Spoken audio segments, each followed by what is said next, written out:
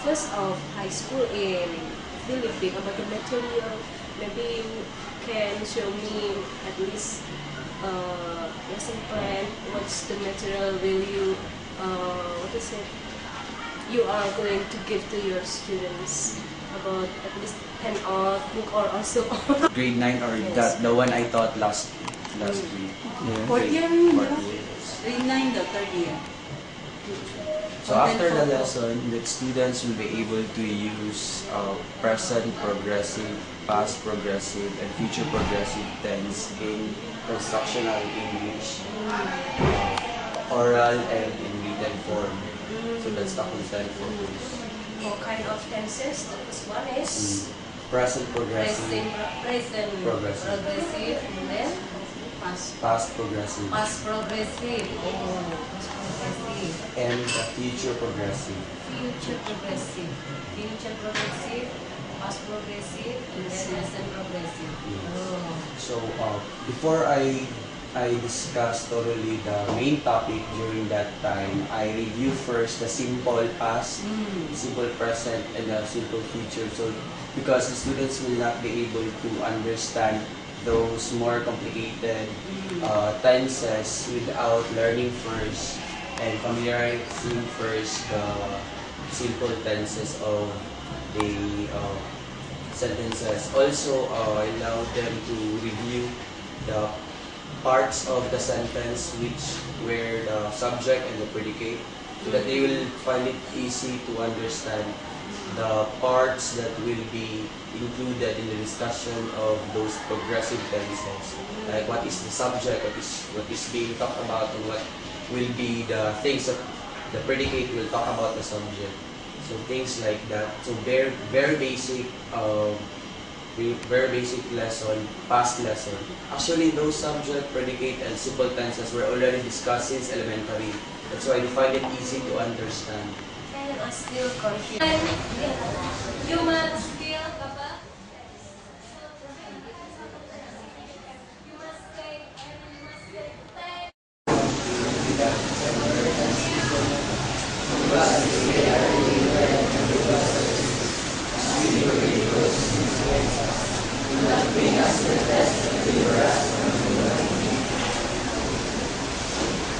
Okay, once again, good morning, class. Good morning, Priya Sensei. Please include our visitors. Good morning, visitors. Okay, you may now take your seats. Thank you, Priya Sensei.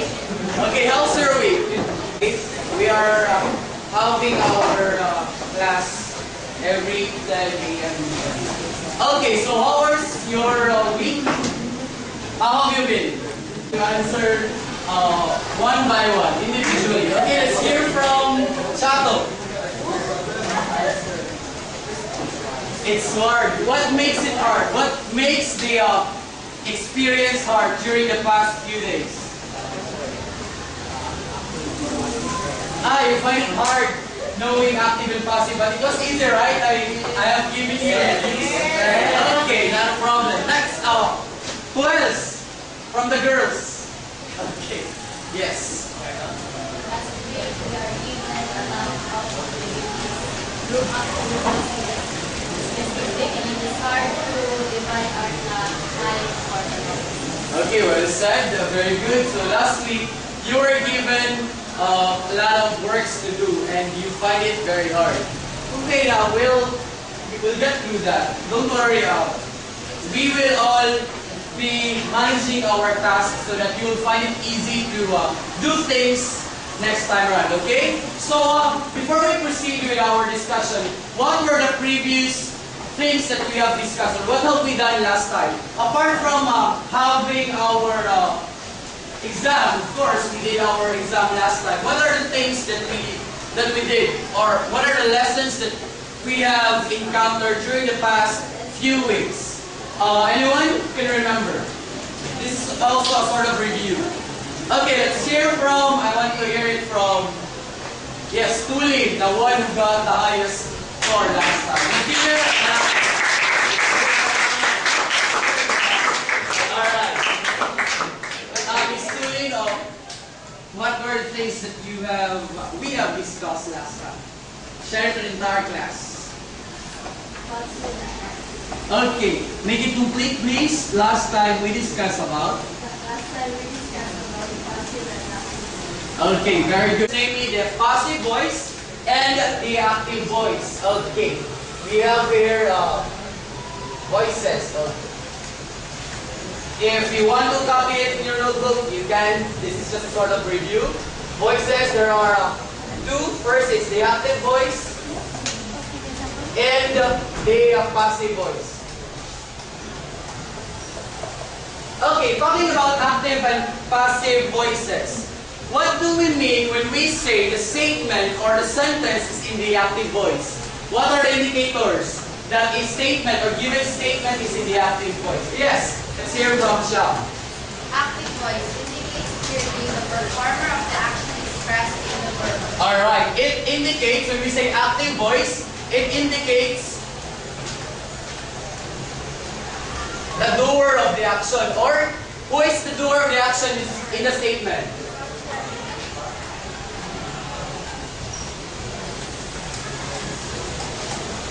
Okay, the subject is the doer of the action. By the way, what is the subject? We keep on talking about the subject for the past few weeks. What do you mean by subject? Who can remember what the subject is all about? Okay, let's hear from no one who will volunteer. Let's hear from Ms. Kera. What do you mean by subject? Ano yung ibig sabihin ng subject?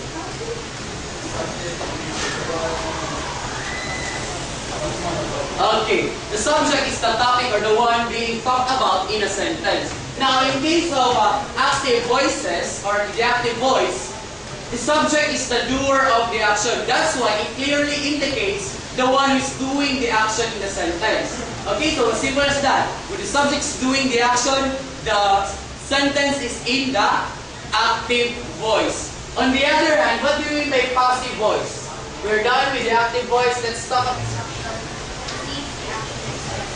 Exactly. The subject in the sentence receives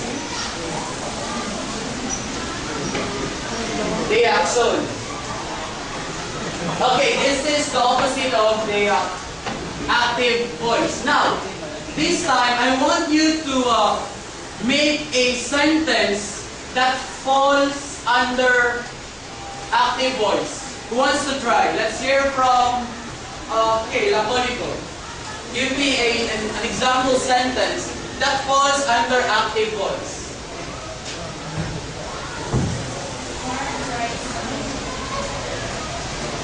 Okay, come again, please. Mark, can you make it louder? I'm sorry? Can you, okay, I'll be giving you the chance to write it on the board.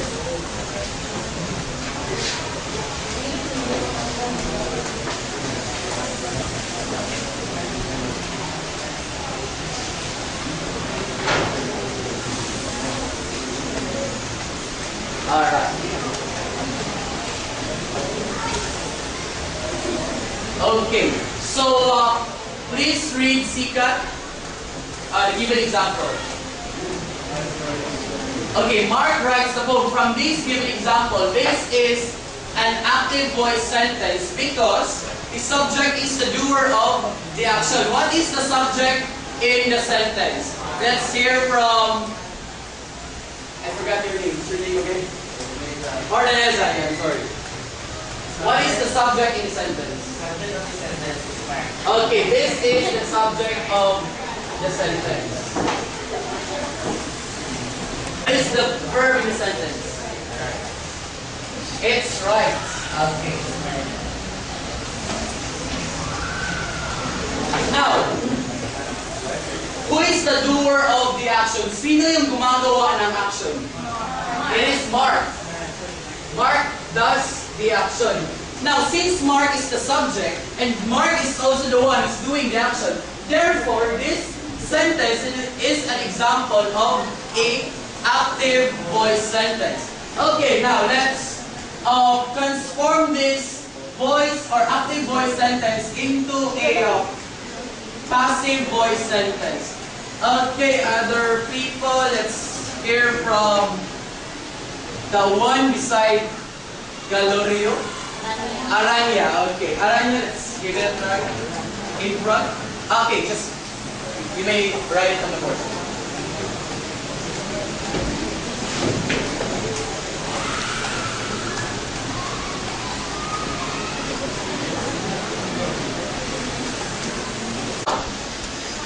From the given example, Mark writes, when we transform this into a passive voice of a sentence, we just simply transform or transpose the subject found in the sentence. So earlier, what we did was the Mark was the subject. Now, in this example, when we transpose the subject now is the poem.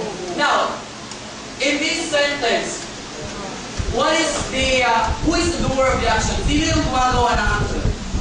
Still si Mark. But the difference is, Mark is not the subject anymore. Because in this sentence, the subject is the poem. And the poem is the one who is receiving the action. Therefore, since the subject is receiving the action and not doing the action, it falls under the passive voice. Okay. Now, why do we use is? Because the first sentence is in the present tense. It's not in the past tense. And the form should always be in the past participle of the verb. Just like what I told you last time. Okay. Now, any confusion about passive and active voices? Do you have questions or clarification about that before we proceed with other activities that we will be doing today? None. Okay, that's good. For the meantime, before we before we proceed with another topic, we will be doing an activity, just an icebreaker. Okay? Just feel free, relax, and I want everybody to stay on the side and form a big circle. Okay, make it fast. Double time. I may erase this one. I don't need to grab your chair. Just stay on the side.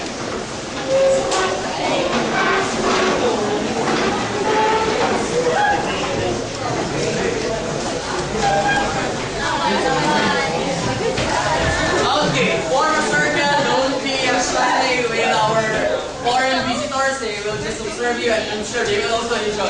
Okay, form a big circle, boys and girls.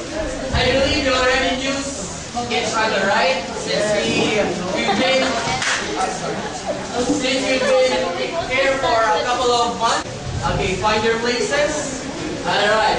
So this game is entitled Concentration. This might be familiar to you, but I'm sure your hands will be awakened. Okay, give me your hands. Show me your hands. Boys and girls, show me your hands. Alright.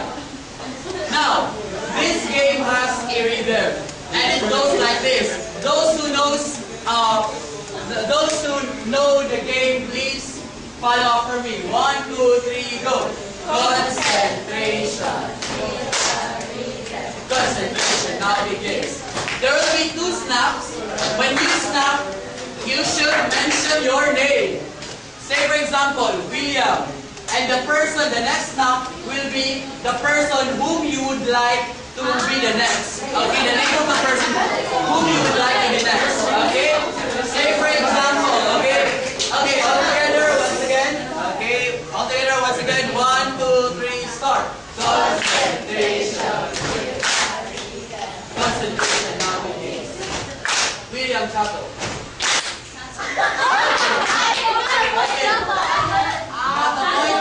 Once I mention, okay, the first snap will be your name, and the second snap will be the person whom you would like to be next. Sino yung susunod, okay? Alright, sounds interesting. Kahit sino, anyone from the circle, alright? Anyone from the circle, you can mention. Just as long as you will mention your first name or your name. Okay, we will be having 3 trials, okay? Now, the person who will get 3 mistakes in front. Okay, I will be asking them any questions I may ask. Okay, let's do the 3 trials. Okay, let's start with. Okay, let's start with. Start with shout. 1, 2, 3, all together. Concentration. Breathe. Concentration. Now begins. Bye, Lisa. Lisa J. Who's the next person? Ay, louder your voice para so that they will know sino yung next. No, mention the nickname or the family name as long as you will mention anybody else. Okay.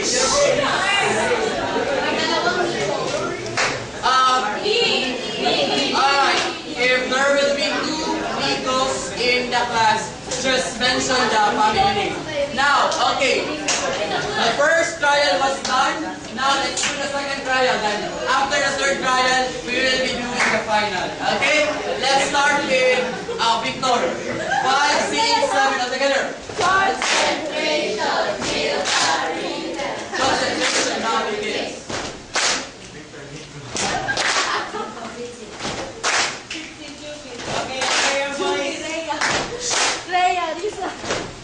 Lisa Dale. Hey, fast.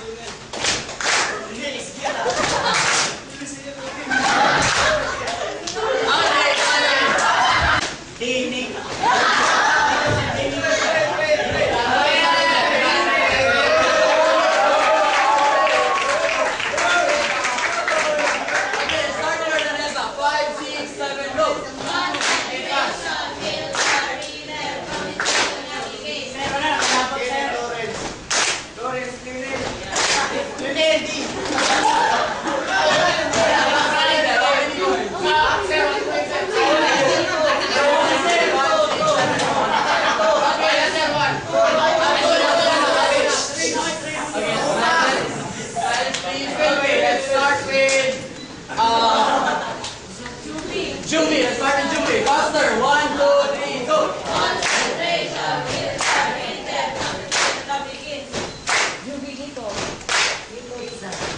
Lisa Tom.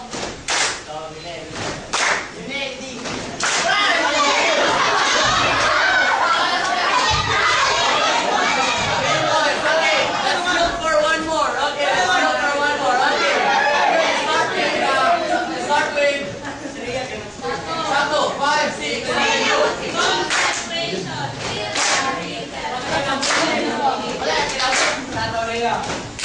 Leia Juby. Leia Victor. How many points? 1 point. Let's start with Vivian. Let's start with Vivian. 5, 6, 7, go.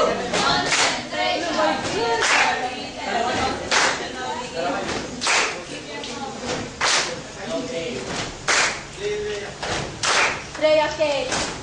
Kay Lisa. Lisa Shara. Shara.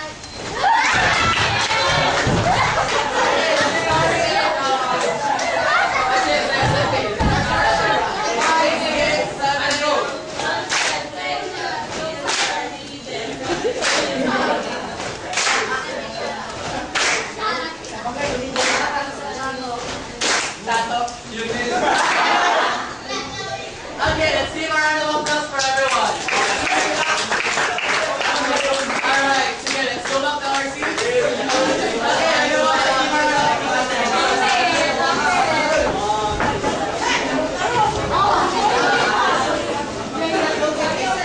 Okay, so who are those people who got 2 points?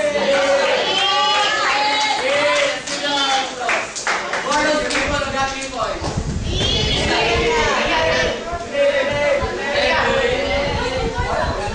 Okay. Okay, can you stand? Alright, oh boy. Okay, this is what we're going to do. I will be just asking you review questions, and when you are done, you may take your seats. Simple as that. I will not allow you to sing or to dance in front. Okay, let's begin with you. Okay. What are the two parts or elements of a sentence?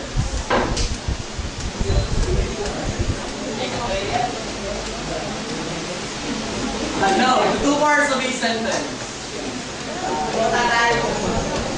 The one that's being talked about and the one that's being talked about. No, it's not. Okay, who can help?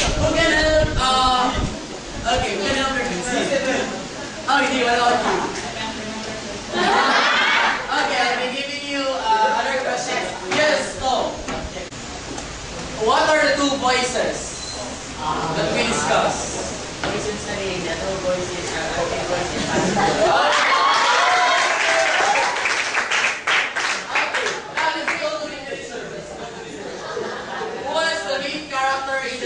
Comedy.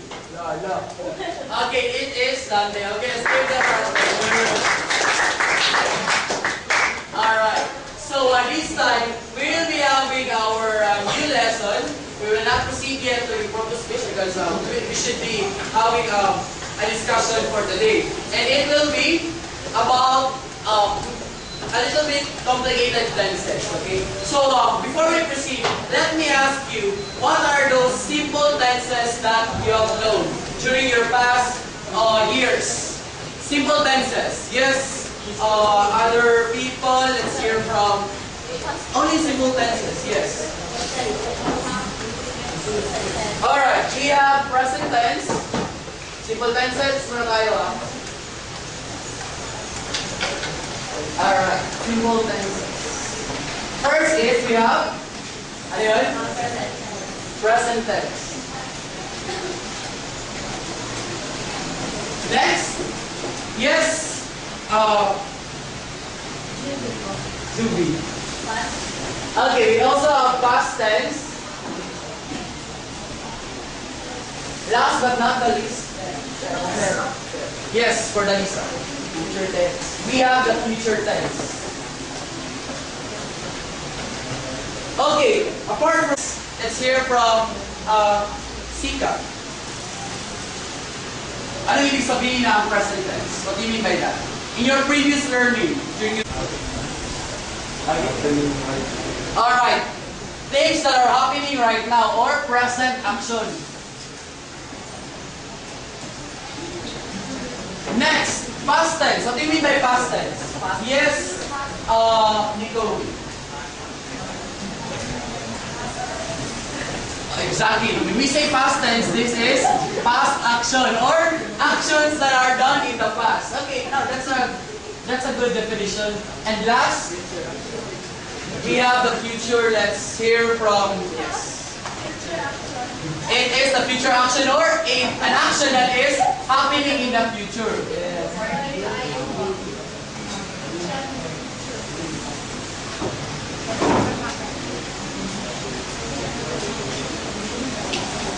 Alright, now we will be learning new tenses from the English Across Continent book, same 4th year for senior students, and it will be progressive verb tenses. Okay, we will know about that.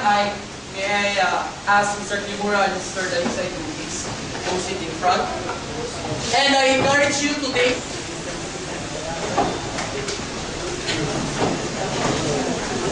Alright. Earlier we discussed simple tenses. Now let's talk about progressive verb tenses.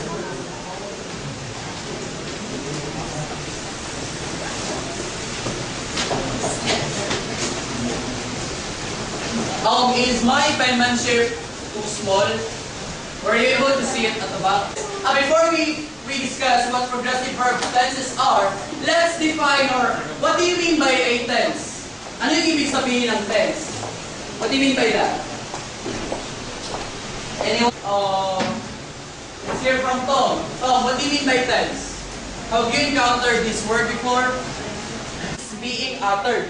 Kung kailan sinasabi yung utterance or kailan sinasabi yung verb, doon yun nangyayari or patuloy pa rin nangyayari, ongoing, or when we say ongoing, it is progressive. Alright? Next example. Who can read? Please read, Trazo. That second example that falls under present progressive tense. Okay, they are practicing their special number. What is the subject found in the second sentence? Okay, let's hear from Tatatsu.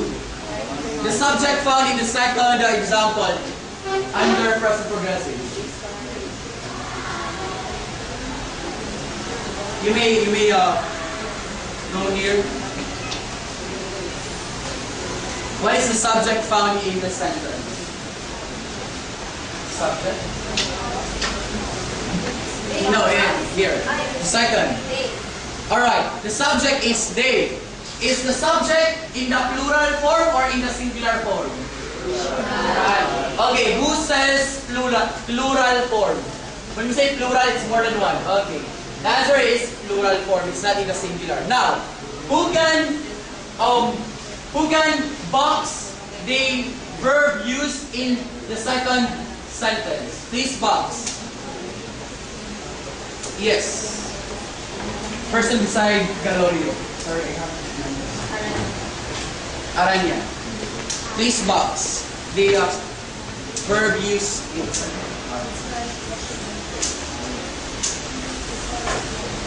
Alright. The verb used in the second example are practicing. When we will be having our quiz, if you just include are inside the box, that's considered incorrect. We should include the linking verb and of course the verb that pertains action. Therefore, the progressive verb tense that is in the present progressive is are practicing.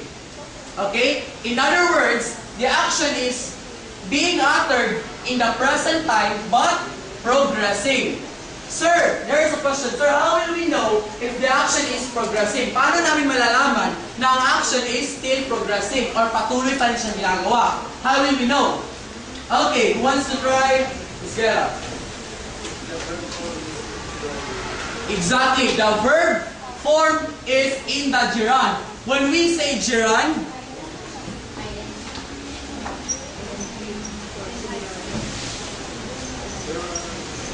when we say gerund form, it is in the ing. Say for example, read. What is the gerund form of read? Reading. Reading. What about eat? Eating. Sir, that is progressive because it is in the ing form. Patuloy pa rin siyang ginagawa in the present time. Okay? Any clarification about, before we proceed with past progressive tense, any clarification about present progressive tense? Confusion, question, anything? Alright, let's proceed. Now, if we have present progressive tense that is described as an action in progress or an action that is happening while the statement is being uttered, we also have past progressive tense. Same thing, progressive or still happening. When we say past progressive tense, who can read? Please read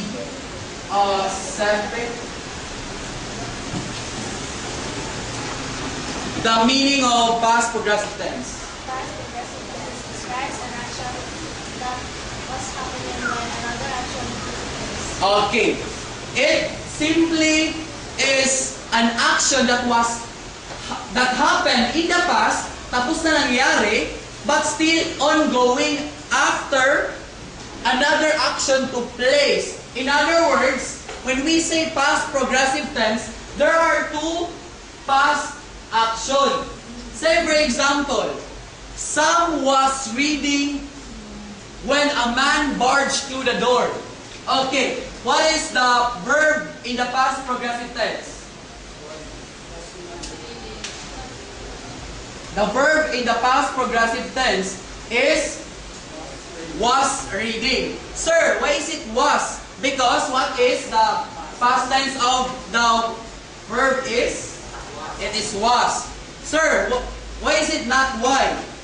Why is it not where? Because some is only one, singular. That's why was reading. Sir, why is it ing? Because it is in the progressive form.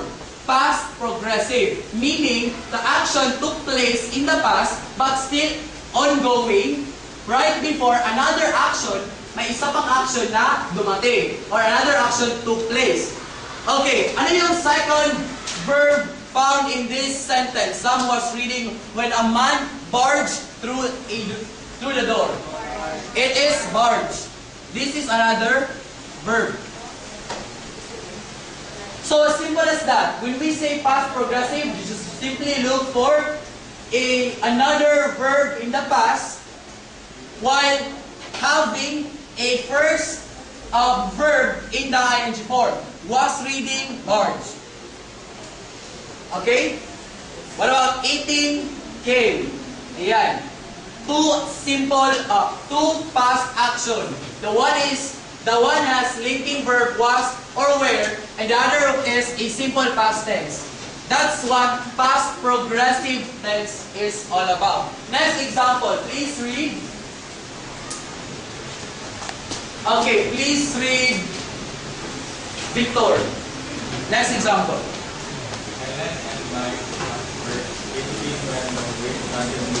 Alright. What are the subjects found in the sentence? Yes. Juby. Okay. The subjects are Helen and Mike. Is the subject in the plural or in the singular form? Why is it plural? Please don't answer the chorus, raise your hand. Other people, yes, ma'am. Because in that sentence, there are more than one subject. Well said. It is plural in form because the subject is not single, or the subject is the subjects. There are two subjects in the sentence, Helen and Mike. Therefore, ano yung verb na ginamit in the sentence? Where?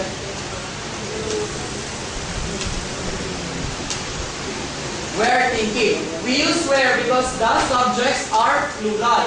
Dalawa na yung subjects found in the sentence. Where is the plural form of was. Okay? Now, same thing, gerund form, thinking is in the progressive form, that's why it's in the ing. And let's look for the other verb. What is the next verb found in that sentence? Yes, William. Blue. Blue is the past tense of the word blue. Alright. So as simple as that. When we say past progressive tense, there are two past actions. First is were thinking and blue. Question before we proceed. Alright, let's proceed with the future progressive tense. Who can read the future progressive tense? Please read Kimura.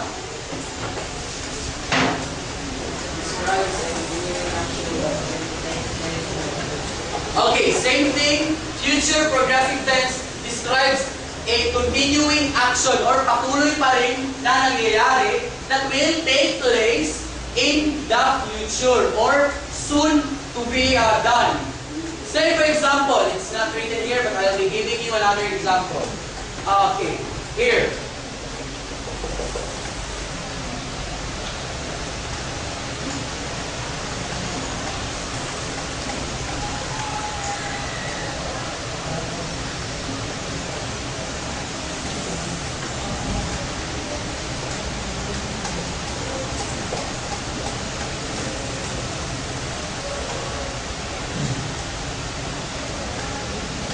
Okay, who wants to read? Yes, Trazo. Trazo, please read the example.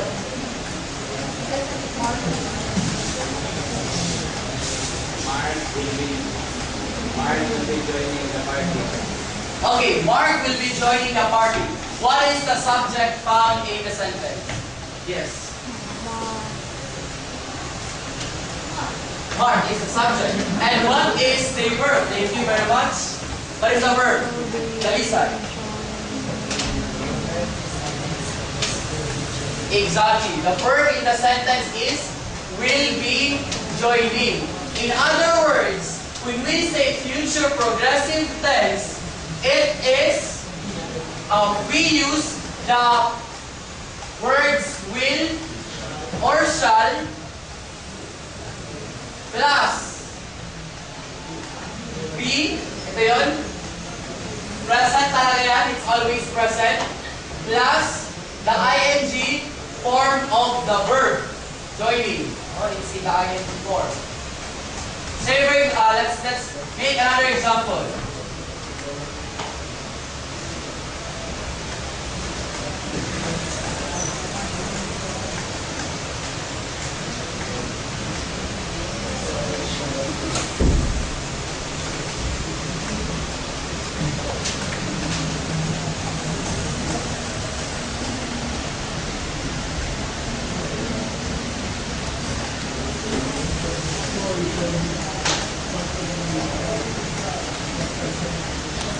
Sentence. Yes, Chato. Troy is the subject, and what is the verb used? Doble. Can you identify the verb used? The verb in the sentence is shall be talking. Alright. Shall be talking is the verb that will be used. Meaning, shall is the identifying word that will indicate that the action will be happening in the future. Be plus be and the ing form of the verb. Ing indicates gerund or meaning. It means a progressing action. Okay? Now, who wants to... Okay, I have here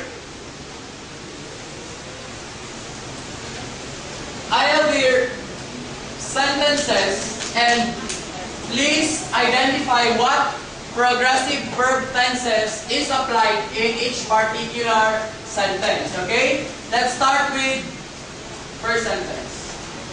These children are playing in the rain. What progressive verb tense is used? Yes, Mr. Please. Sorry. Okay, it is in the present progressive tense. Why is it this sentence is in the present progressive tense? Yes, please explain.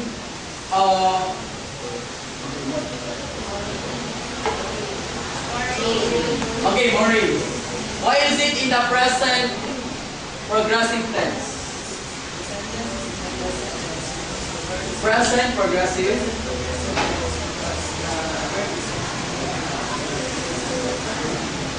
Okay, it is the continuing action and we use the present form of the verb. Okay. Dalisay, can you please hit on the board? Okay, I have another. Please read out later. My parents will be watching my game later. Alright, in what progressive tense of the verb is applied in this sentence? Okay, let's hear from Ansaldo. Can you louder your voice? Alright, it is in the future progressive tense. Why is it in the future progressive tense? Let's hear from Cordelisa. Bakit nasa future progressive tense ang sentence nito? Because of the verb will be. Okay, thank you, that's correct. Other explanation? Yes, Ms. Guerra. What is the indicator that this sentence is in the future progressive tense? Alright, it is also in the time marker found in the time marker that is applied in the future. When we say later, mamaya, diba? It will be happening in the future. Please, Gara, proceed on the board.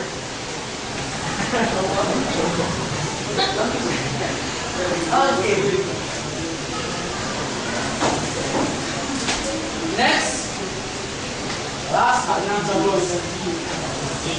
Let's wait for his to get up.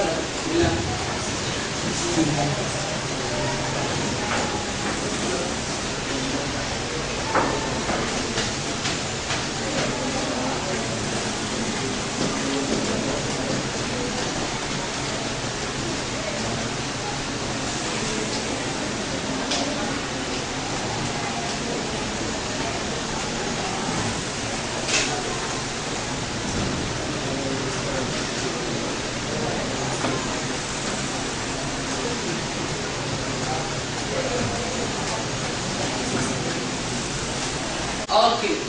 In what tense is this sentence? Yes, John. Past progressive tense. It is in the past progressive tense. Why do you say that this is in the past progressive tense? Yes, fully.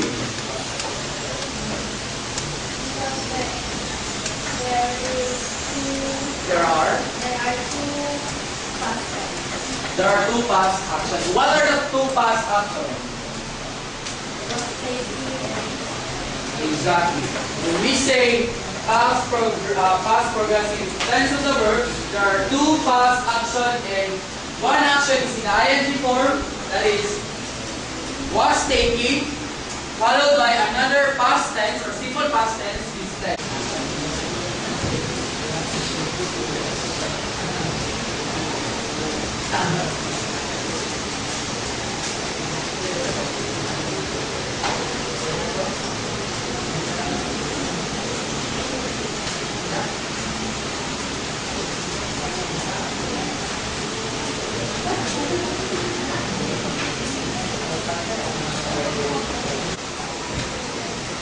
Okay. Please copy and please try to familiarize yourself. Now, before we move any further, I will be giving you, I will allow a couple of people to make a sentence out from these given words. I will post some words.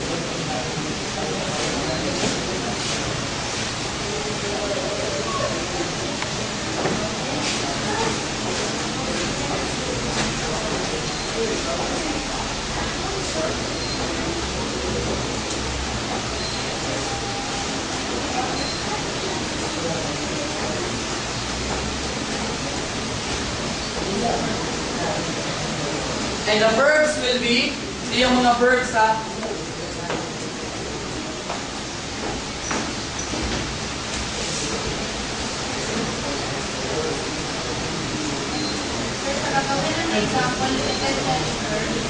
Yes, you will pick these words and you will also pick these verbs to be used.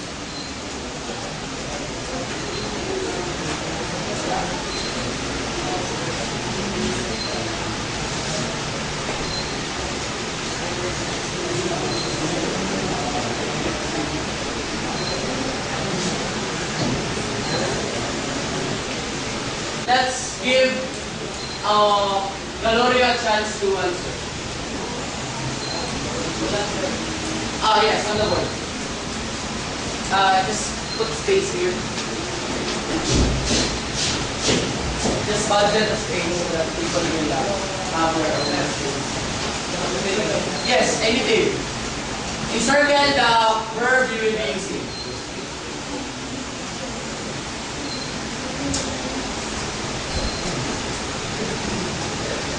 Okay, I'll be staying at the back. Alright.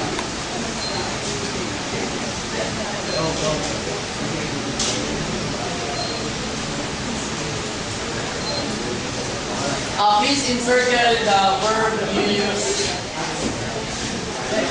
That one. Okay, and Galorio, in what progressive verb tense is that sentence? Was that sentence applied?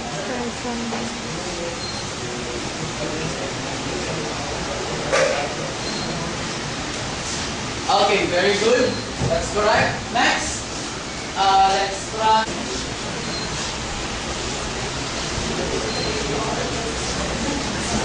Okay, so let's. Anything, just choose any. You do the same.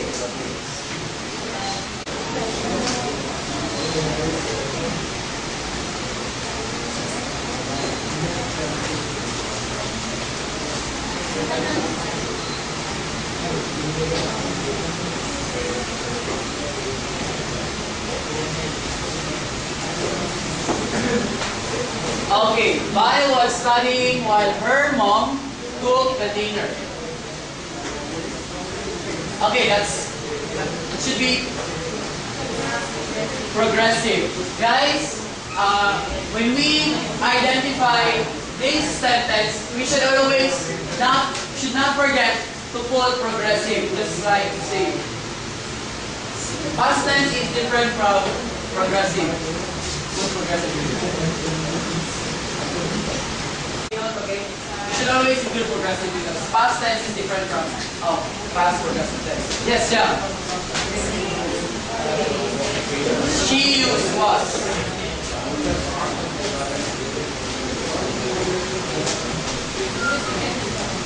Okay, let's do that.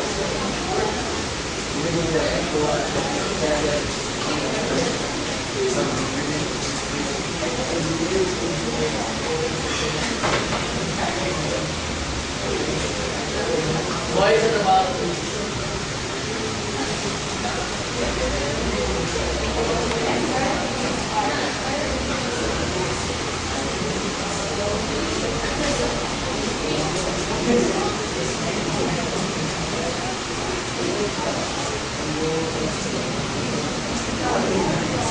Okay, very good. So this is done. Swimming is done. Also studying is done. Yes, ordinance. Give it a try.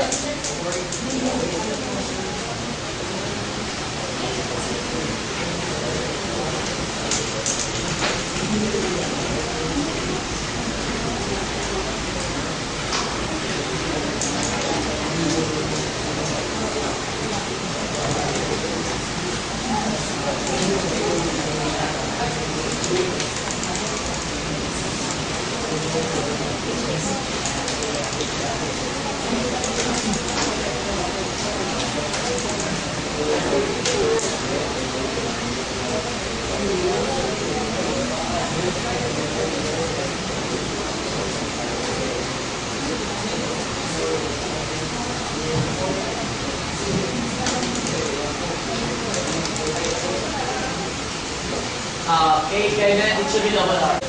Erase it properly.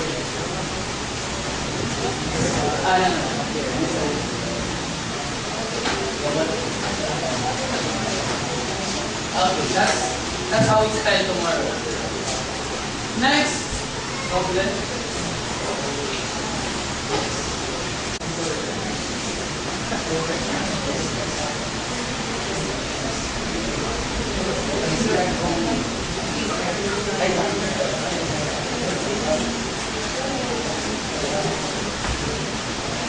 This is done.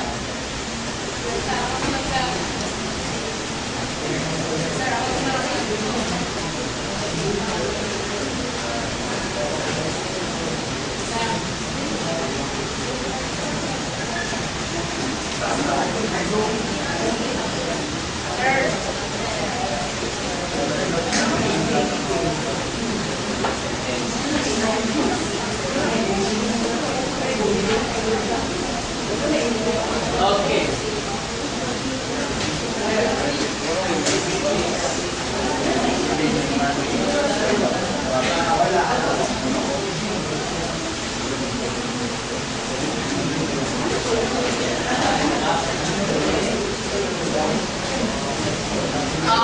While Doble is writing on the board, for those people that are not here, who are absent,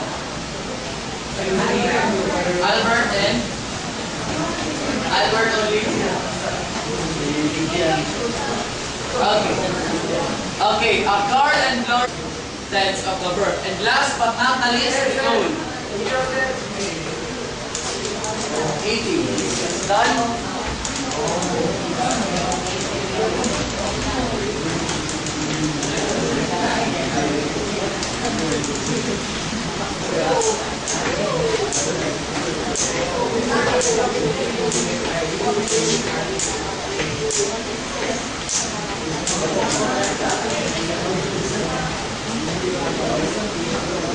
Okay.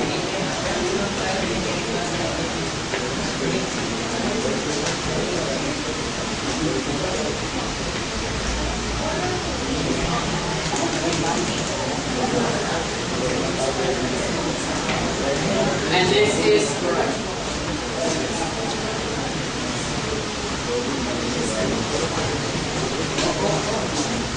Okay, so questions about progressive tenses of the verb?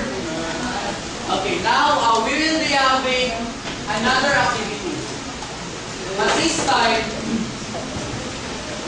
I will be grouping you into 3. So please count off 1, 2, 3. Let's start with you. Giving you 15 minutes to prepare for that. Please, each group should submit 1 portion of paper that will be recorded for the second reading. Put their name.